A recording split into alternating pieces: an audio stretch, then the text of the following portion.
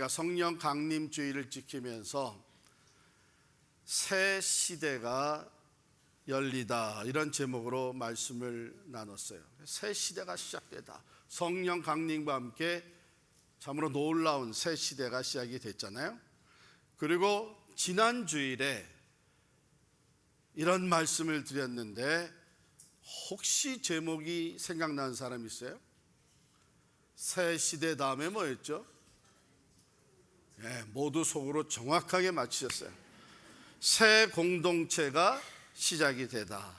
하나님이 열어가시는 새 시대에 그 주역을 감당할 사람들을 모으셨는데 그것이 성령 강림과 함께 시작된 교회예요. 교회가 새로운 공동체로 시작이 됐습니다. 오늘은 그 교회를 통해서 하나님이 이끌어 가시는 그 역사적인 사건들, 그것을 우리가 살펴보게 되는데요. 잠시만 훑어봐도 성령 강림 임할 때 마가의 다락방에 한 몇 명 정도가 모여서 있죠? 120여 성도가 모였습니다. 성령 강림과 함께 사도들이 각종 방언으로 말하기 시작을 하는데 베드로가 일어나서 이게 어떻게 된 연유인지를 설명하며 첫 설교, 우리 기독교 역사의 첫 설교가 선포되었을 때에 그날에 몇 명이 더 이 새 공동체에 조인하게 됐죠? 3천여 명. 이게 너무나 정확하게 다 맞히면 재미가 없어요. 3천여 명이 더해졌어요. 3천여 명이 더해진 다음에 오늘 본문에 보면은요, 4절에 말씀을 들은 사람 중에 믿는 자가 많으니 남자의 수가 약 5천이나 되었더라. 더 부흥을 했는데 남자의 수만 한 5천 명이라 그러면 대략 한 몇 명쯤 될까요? 적어도 2배는 돼요. 그러니까 10,000명이 넘는 이 새 공동체가 형성이 되는 거예요. 얼마나 놀라운 일이에요. 요즘도 아니고 한 도시에 그냥 막 이 1,000만 명이 넘는 사람 이런 때도 아니고 그 옛날에 10,000명이 넘는 공동체로 부흥을 합니다. 자, 이런 가운데 사도들이 붙잡혀간 거예요. 이 놀라운 하나님의 역사가 일어나는 중에 오늘 1절에 보면 사도들이 백성에게 말할 때에, 여전히 예루살렘에서 백성들에게 말하고 있을 때에 증언하고 있는 거죠. 제사장들과 성전 맡은 자와 사두개인들이 이르러 예수 안에 죽은 자의 부활이 있다고 백성을 가르치고 전함을 싫어하여 그들을 잡음에 날이 이미 저물었으므로 이튿날까지 가두었으나, 이렇게 돼요. 이 배경은 이렇습니다. 3장에 보면 여러분께서 우리 지난 주일에 사도들을 통해서 기사와 표적들이 많이 나타났다 그랬잖아요. 그 중에 한 케이스가 바로 나면서부터 안진뱅이였던 사람이 성전 앞 미문 앞에 앉아서 구걸을 하는데 베드로와 요한이 그 안진뱅이를 일으켜 세우잖아요. 고쳐주잖아요. 사도행전 3장 6절에 보면 베드로가 이르되 은과 금은 내게 없거니와 내게 있는 이것을 내게 주노니 나사렛 예수의 이름으로 일어나 걸으라. 이 사람이 일어나서 걷기도 하고 뛰기도 하며 성전에 들어가 하나님을 찬양하게 됩니다. 그러니까 수많은 사람들이 이 놀라운 기적과 표적을 보면서 베드로와 요한 앞에 모였는데 그때에 다시 또 예수 그리스도를 증거합니다. 왜 우리를 쳐다보냐? 마치 우리가 이런 놀라운 기적을 행한 것처럼 우리를 바라보지 마라. 그러면서 3장 14절에 보면 이런 얘기를 해요.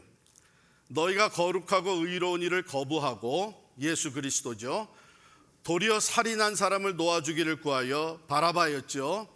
그리고 생명의 주를 죽였도다. 오히려 예수 그리스도는 십자가에 못 박아 죽였습니다. 그러나 하나님이 죽은 자 가운데서 그를 살리셨으니 우리가 이 일의 증인이라.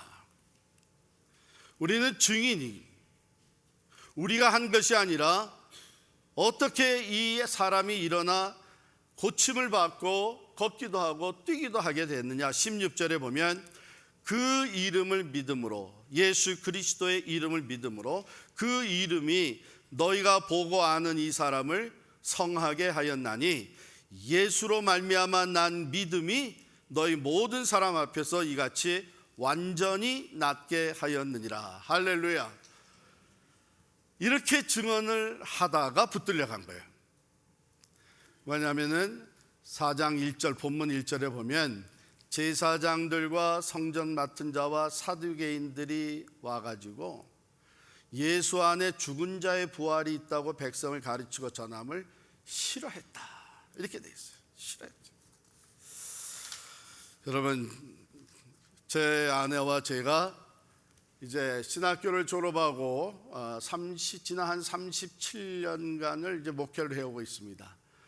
부목사로서, 그리고 첫 담임 목회지에서, 그 다음에 우리 필그림 선교교회에서 지금 26년째 목회를 하고 있는데요.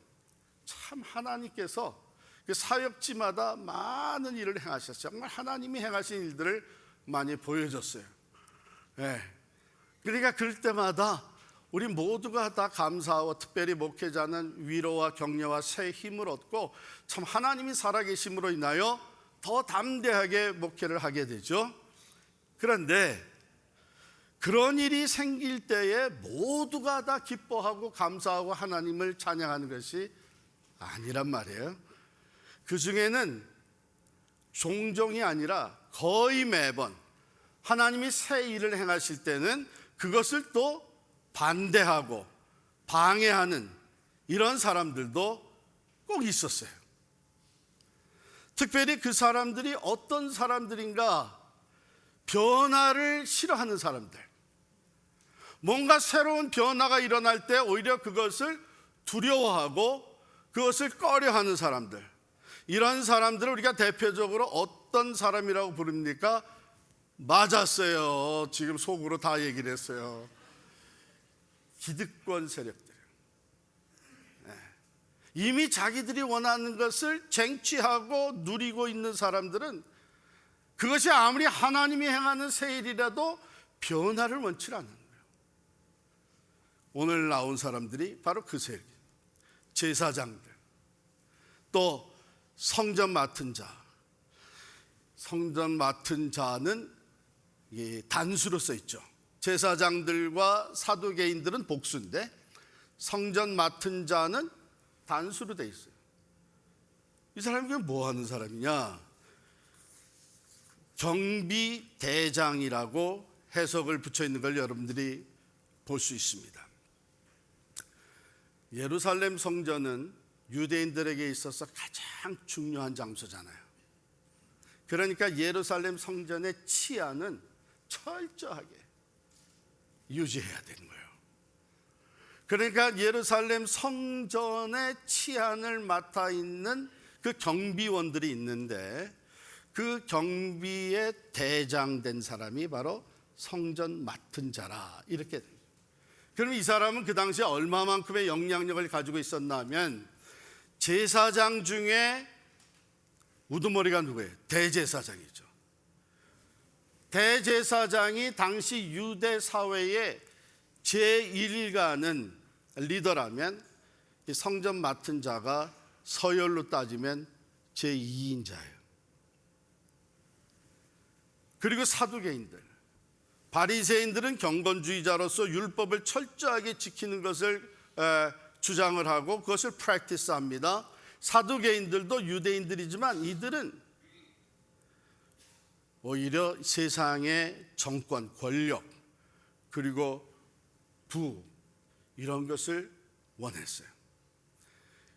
구약 성경에서도 모세 오경 위에는 다른 걸 인정을 안 합니다.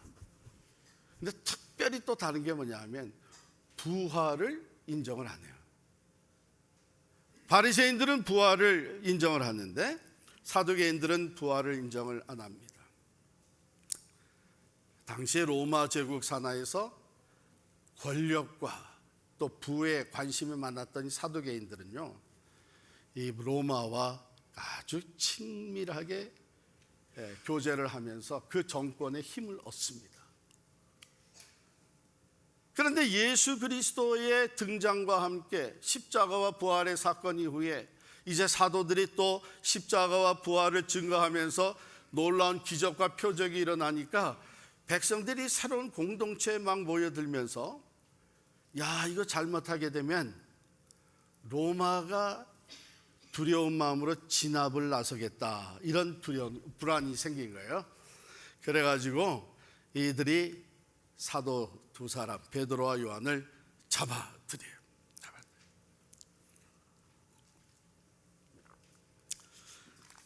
잡아들여가지고서는 속히 이제 재판을 하려고 하지만 이미 해가 저물었어요. 유대인의 율법에 보면 해가 떨어지게 되면 재판을 못하게 돼 있어요.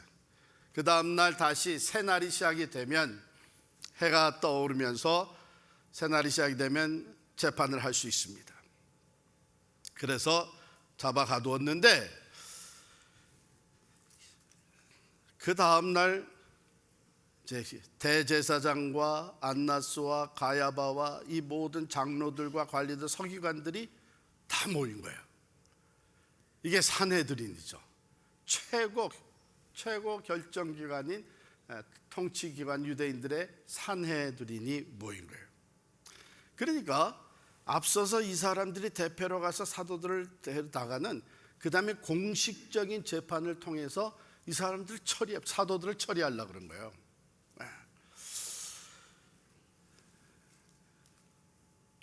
그런데 여기서 우리가 한 가지 짚고 넘어갈 게 있습니다. 이런 그 재판을 하겠다고 모여든 사람이 어떤 사람들이냐, 그들의 실체가 어땠냐. 6절에 보면 대제사장 안나스와 가야바와 요한과 알렉스 이렇게 나와요. 여러분, 대제사장은 한 시대에 한 명밖에 있을 수 없어요. 그런데 지금 이름이 몇 개가 나와요? 안나스와 가야바 두 사람이 나와요. 그 안나스와 가야바는 어떤 관계에 있었나 하면, 안나스가 장인이에요. 가야바가 사위예요. 대제사장의 지위가 사위에게 이미 넘어갔는데 여전히 실권은 누가 잡고 있느냐? 장인이 잡고 있는 거예요.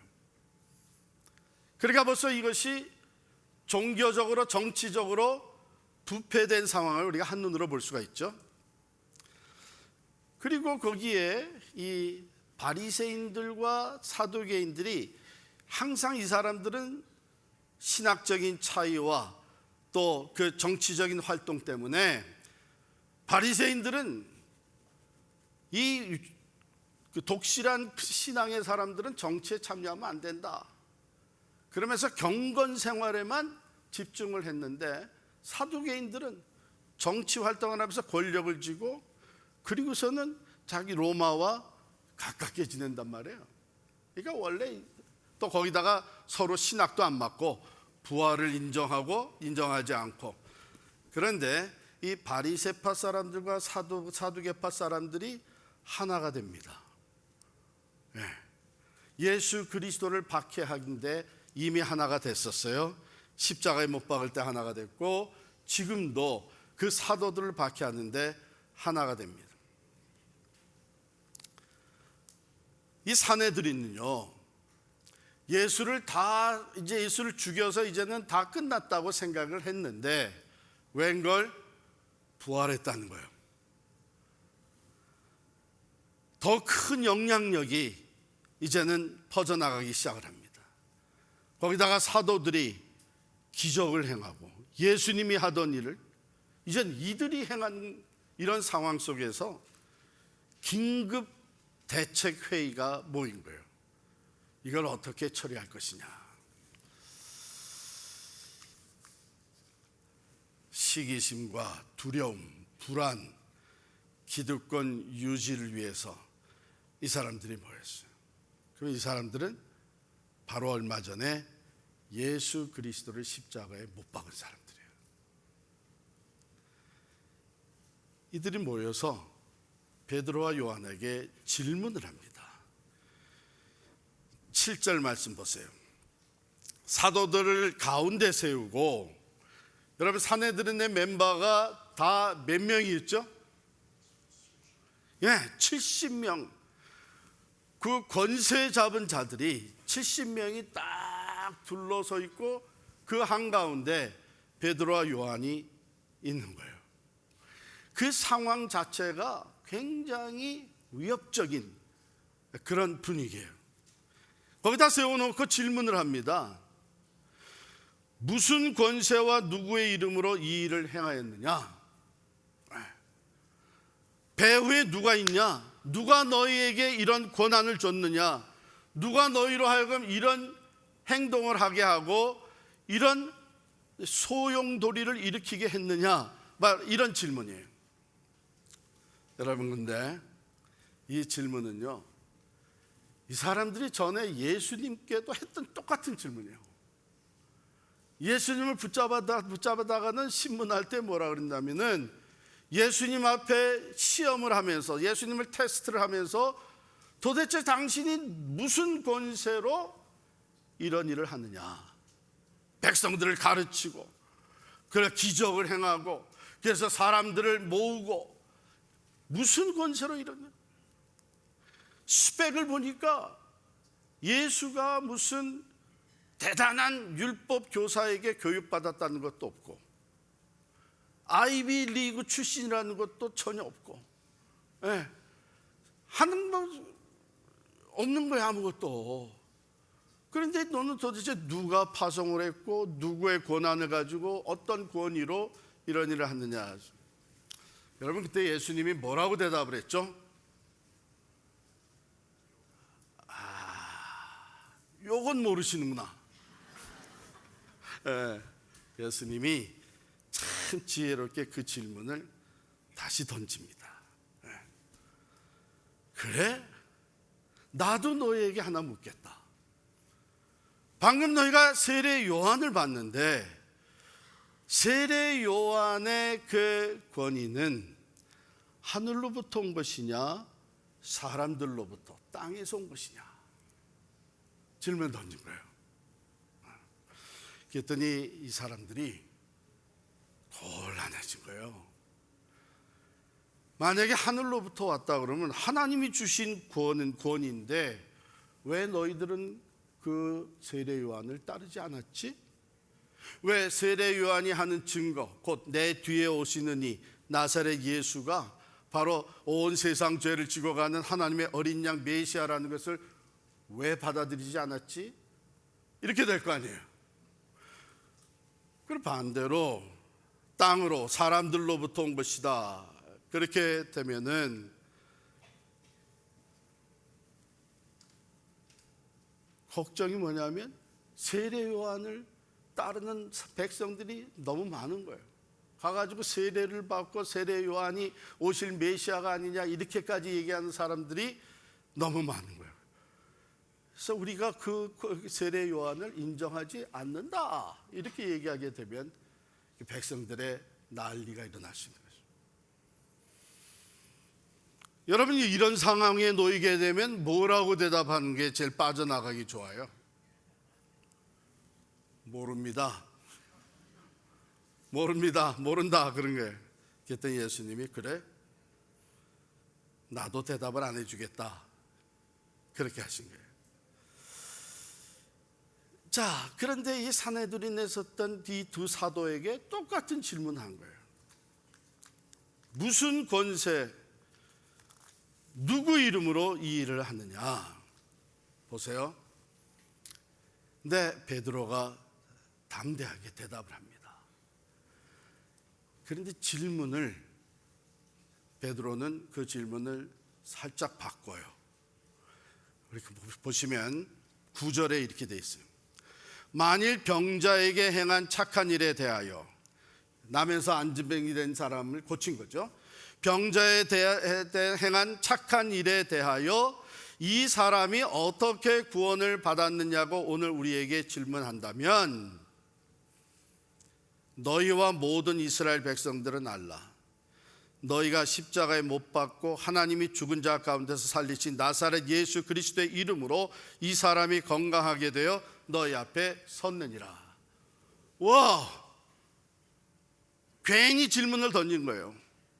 지금 베드로가 그 질문을 받아서 그래, 지금 이 병자가 나은 것에 대해서 그리고 구원받은 것에 대해서 질문을 한다고?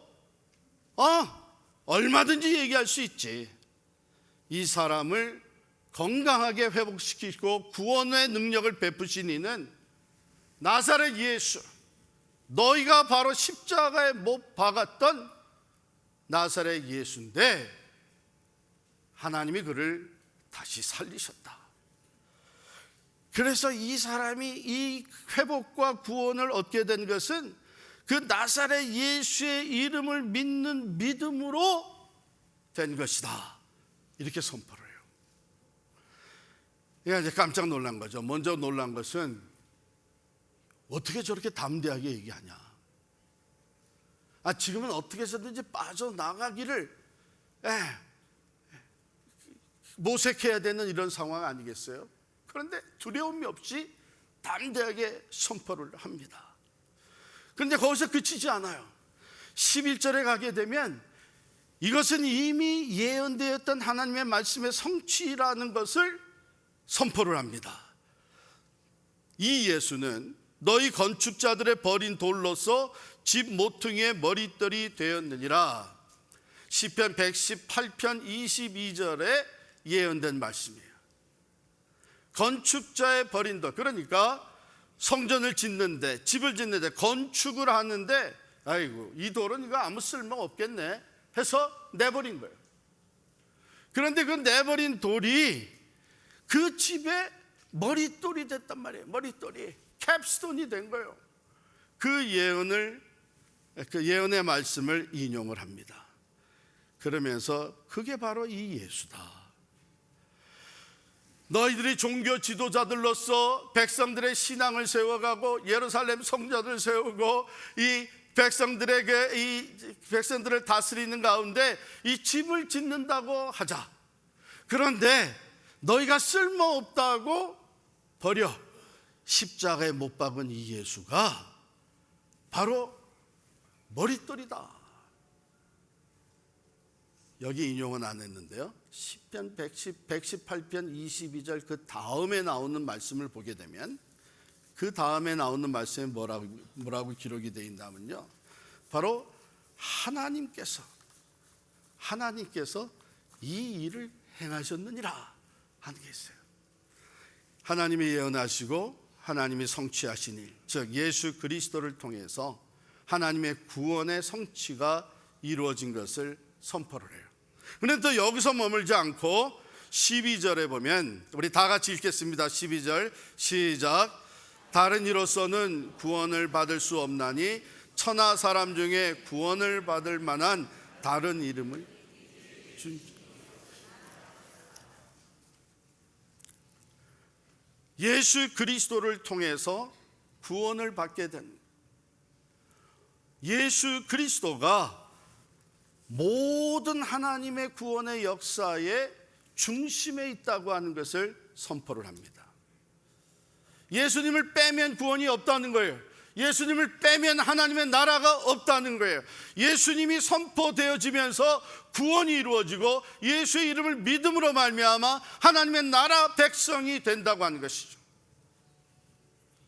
오직 다른 이로서는 구원을 받을 수 없나니 천하 만민 중에 구원을 받을 만한 다른 이름을 주신 적이 없다 선포해요. 여러분, 이 말을 들을 때에 오늘날에도 불편해할 사람들이 있어요. 그러면서 하는 말이, 기독교는 그래서 배타적이다. 왜 다른 종교를 인정하지 않냐? 다른 종교에도 구원이 있다고 인정을 해주는 것이 맞지 않냐? 소위 이성주의자들, 인본주의자들 이렇게 얘기를 합니다. 여러분, 열쇠 꾸러기 가지고 다니잖아요. 그럼 여러분 집 문을 열 때 그 중에 아무거나 다 해도 열려요? 그 중에 하나만 딱 맞습니다. 하나만 딱 맞는 거예요. 여러분, 진리라는 것은 거기에 딱 맞는 진리 하나가 존재하는 거예요. 구원을 위한 진리가 바로 예수 그리스도 한 분을 통해서 이루어지는 것을 담대하게 선포하는 거예요. 이것도 되고 저것도 되고 어느 거나 다 된다 그러는 것은 그런 참된 진리라고 할 수 없죠. 특별히 구원의 진리가 될 수가 없습니다. 예수님께서도 일찍이 내가 곧 길이요 진리요 생명이니 나로 말미암지 않고는 아버지께로 올 자가 없느니라 선포를 했어요. 보세요. 이 베드로와 요한이, 특별히 베드로가 담대하게 말을 이어져갑니다. 구약 성경도 인용하고 논리적으로 펼쳐가면서 예수 그리스도 때문에 죽을 수 있는 상황에 놓인 사람이 예수 그리스도의 이름을 구원의 이름, 유일한 구원의 이름으로 담대하게 선포하는 거예요. 자, 그 결과 13절에 보여요. 그들이 베드로와 요한이 담대하게 말함을 듣고 그들을 본래 학문 없는 범인으로 알았다가 이상히 여기며 또 전에 예수와 함께 있던 줄도 알고 또 병 나은 사람이 그들과 함께 서 있는 것을 보고 비난할 말이 없는지라. 할 말을 잃은 거예요. 이제 어떻게 해야 될지 모르는 게, 나중에 보면은 그냥 공갈 협박해가지고 내보냅니다. 다시는 이 예수의 이름으로 증거하지 마라 그러고선 내보낼 수밖에 없게 됐어요. 여기서 우리가 한 가지 기억해야 될 게 있어요. 이거 아주 중요합니다. 특별히 교회의 리더십, 또 예수의 증인되어 살아가는 사람들의 삶에는 이게 너무나 중요해요. 베드로가 시간을 벌었기 때문에, 왜냐하면 해가 떨어져서 재판을 할 수 없게 됐으니까 그 밤중에 머리를 싸매고 앉아가지고 내일 신문이 시작이 되면 내가 어떻게 말을 해서 이 사람들을 이길 수 있을까? 이 사람들을 설득시킬 수 있을까? 아니면 여기서 빠져나갈 수 있을까? 밤새고 끙끙거리면서 연구해 놓은 말이 맞아요, 틀려요? 결코 아니죠. 이것은요, 하룻밤이 아니라 며칠 밤을 새면서 연구해내도 이런 말을 할 수 있는 베드로와 요한이 아니에요. 그리고 어떻게 됐냐? 여러분, 8절로 돌아가 봅시다. 8절. 이에 베드로가 성령이 충만하여 이르되, 성령이 충만하여 이르되, 예수님이 이미 예고하시고 준비시킨 거예요. 예수님이 사도들에게 이랬습니다. 내가 너희를 보낼 텐데 너희들이 가서 하나님의 일, 내 증인이 되고 하나님의 능력을 행사할 때에 사람들이 너희를 붙잡아서 공회에 넘겨주게 될 것이다. 너희가 핍박을 받게 될 것이다. 그러나 공회에 넘겨짐을 받아도 그때 내가 무슨 말을 해야 될까 염려하지 마라. 성령께서 너희가 할 말을 가르쳐 주실 것이다.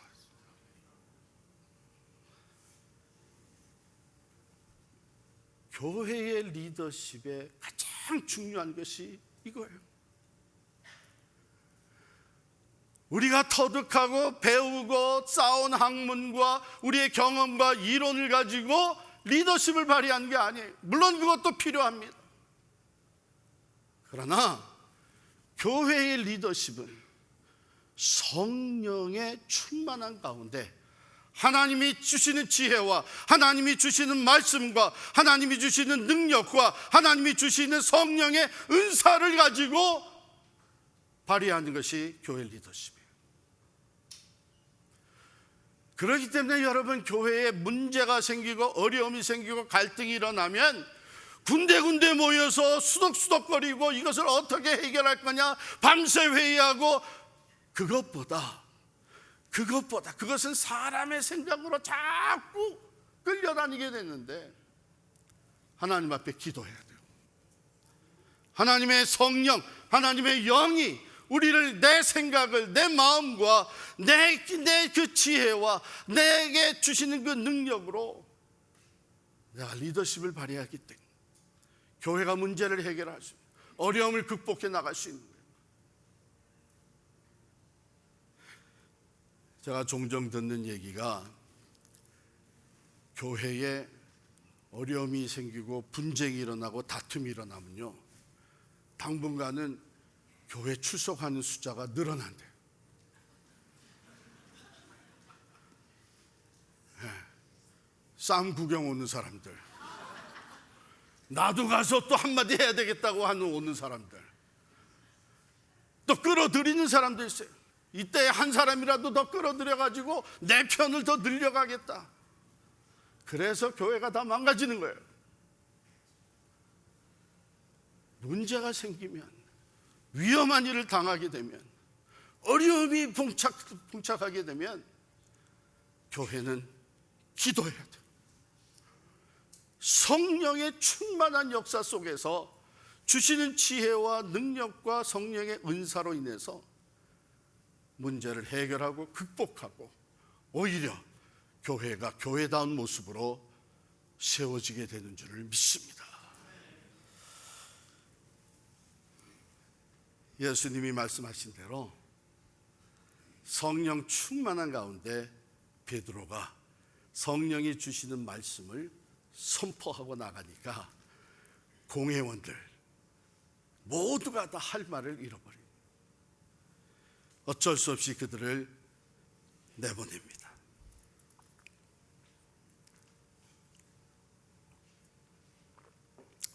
이제 결론을 맺습니다. 여러분 잘 아시는 감리교 창시자 존 웨슬리 목사님의 아주 유명한 일화가 있어요. 말씀을 묵상하며 기도하면서 주님과 깊이 교제하는 가운데 잠이 드신 거예요. 그런데 잠이 들어가지고 천국에 가셨다는 거예요. 천국 문에 가서 천국 문을 지키고 있는 천사에게 물으셨어요. 나랑 같이 이 감리교 성령 운동을 열심히 해온 사람들 중에 지금 천국에 와 있는 사람이 몇 사람이 있습니까? 그랬더니 천사가 명단을 쑥 훑어보시고 하는 말이, 미안하지만 감리교에는 한 명도 없습니다. 그런 거예요. 깜짝 놀랐죠. 그래서 존 웨슬리 목사님이, 야, 이거 내가 시작한 운동이, 이게 신앙 운동이 잘못된 모양이다. 그렇다면 그 존 칼빈의 5대 교리를 주장하던 그 장로교인들은 몇 명이 와 있습니까? 그랬더니 명부를 쭉 천사가 보다가 장로교인도 한 명도 없습니다. 존 웨슬리, 그렇다면 우리가 그 종교 개혁 자체가 이게 잘못된 모양이구나, 실패한 모양이구나. 그러면 천주교인들은 다 여기 와 있습니까? 그랬더니 명부를 쭉 보면서 천주교인도 한 명도 없습니다. 너무 고통스럽고 불안해진 거예요. 도대체 그러면 누가 천국에 와 있단 말입니까? 그때 천사가 웃으면서 하는 말이, 천국에는 예수 그리스도를 자신의 구주로 영접한 사람들, 성령으로 거듭난 사람들이 와 있습니다. 여러분, 장로교, 침례교, 감리교, 그게 문제가 아니에요. 내가 어느 교단, 어느 교회에 속해 있기 때문에 구원받는 거 아니잖아요. 중요한 것은 예수 그리스도를 내 개인의 구주로 영접해 드렸느냐 하는 거예요. 그리고 교회가 전하는 것은 교단을 전하는 것이 아닙니다. 예수 그리스도를 전하는 거예요. 사도들이 외친 것은 나사렛 예수 그리스도의 이름으로 인하여 구원을 받는다고 외친 거예요. 자기들의 목숨을 내놓고 예수 그리스도 한 분 외에는 구원받을 만한 다른 이름을 천하 만민에 주신 적이 없다는 거예요. 사랑하는 성도 여러분, 우리는 이 초대교회의 리더십을 통해서 이걸 반드시 배워야 합니다. 오직 예수예요. 교회가 하는 모든 일의 중심에는 오직 예수 그리스도가 계셔야 되고, 교회가 세워진 모든 곳에는 그 기초는 오직 예수 그리스도가 되어야 됩니다. 교회가 전하는 모든 메시지의 중심에는 오직 예수 그리스도가 계셔야 되는 거예요. 여기 사내들의 멤버들, 그 사람들은 너무나 생각이 많았어요. 이렇게 되면 우리는 어떻게 되는 것이고, 지금까지 우리가 다 쟁취한 것들은 다 어떻게 되는 것이고, 너무나 도대체 누구 이름이냐, 너 배경이 누가 있느냐, 누구 권세로 무슨 자격으로 이런 것, 너무나 다른 생각이 많았어요. 그런데 여러분, 진리를 추구하는 사람들, 원리를 분명히 세우고 나가는 사람들의 생각은 단순한 거예요. 단순한 거예요. 오직 예수, 오직 예수만이 구원인 거예요. 오직 예수만이 전파되어야 되는 거예요. 오직 예수의 이름으로 승리하게 되는 것 줄을 믿습니다. 우리가 교회생활, 신앙생활을 오래 하다 보면 자꾸 부수적인 생각들이 너무나 많아. 사람을 봐요. 사람을 보는 것이 아니고, 이 사도들이 선포한 대로 너희가 만약에 이것에 대해서 묻는다면, 이게 어떻게 되는가 묻는다면, 이건 하나님이 예수 그리스도 안에서 능력으로 행하신 일이다. 누가 했느냐가 중요한 것이 아니란 얘기죠. 누구를 통해서 일어난 일이냐가 중요한 것이 아니란 얘기입니다. 그래서 여러분, 우리 필그림교회 성경, 어느 교회 성도들이나 마음껏 전도하면서 꼭 우리 교회에 와야 된다고 주장하지 마세요. 세상을 변화시키는 일은 우리 교회를 통해서만 돼야 된다고 생각하지 마세요.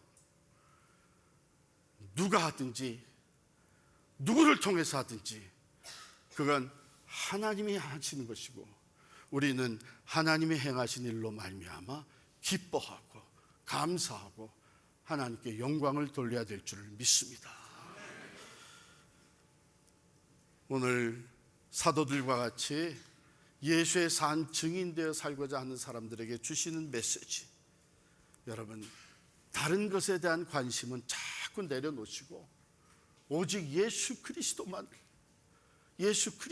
앞세우고, 예수 그리스도의 이름을 높이고, 예수 그리스도를 증거하고, 예수 그리스도만이 구원과 생명이요 산 소망인 것을 선포하며 나갈 수 있기를 바랍니다. 예수님만이 교회의 모든 것의 파운데이션입니다. 기초가 되십니다. 예수 그리스도만이 하나님께로 나아갈 수 있는 유일한 길이 되는 줄을 믿습니다. 우리가 선포하고 담대하게 전파해야 되는 것은 오직 예수 그리스도, 죽은 영혼들에게 세상을 향해서 오직 예수 그리스도만이 길과 진리와 생명이 되시는 것을 담대하게 선포할 수 있기를 축원합니다.